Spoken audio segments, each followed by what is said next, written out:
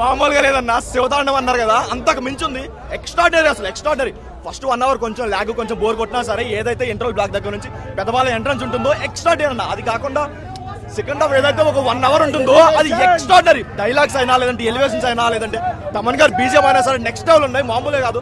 ఒక తల్లి గురించి చెప్పే డైలాగ్స్ అయినా, శివుడి గురించి చెప్పే డైలాగ్స్ అయినా, అందుకంటే మించి సనాతన గారు ధర్మం గురించి చెప్పే కొన్ని డైలాగ్స్ ఉంటాయి.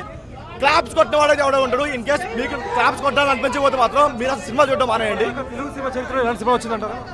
సెకండ్ హాఫ్ ఏదైతే కొన్ని మంచి సినిమాలు వచ్చాయి, ఎక్కడో కొన్ని సీన్స్ కొన్ని ఉంటాయి, కానీ ఇక్కడైతే ఇంటర్వల్ దగ్గర నుంచి ప్రీ క్లైమాక్స్ వరకు ఏదో ఒక సీక్వెన్స్ మొత్తం ఉంటుందో ఎక్స్ట్రాడనరీ. ఎక్కడ ఒక 1 minute తీసేద్దాం, ఒక డైలాగ్ ట్రిమ్ చేద్దామని ఒక్కరు కూడా ఉండదు.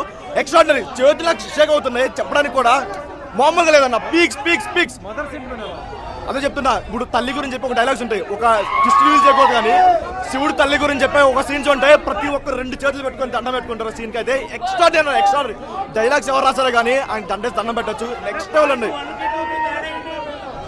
1% అయితే 200% ఉంటుంది. ఆ లెవెల్ ఉంటుంది. 1 2 డిఫరెన్స్ అయితే.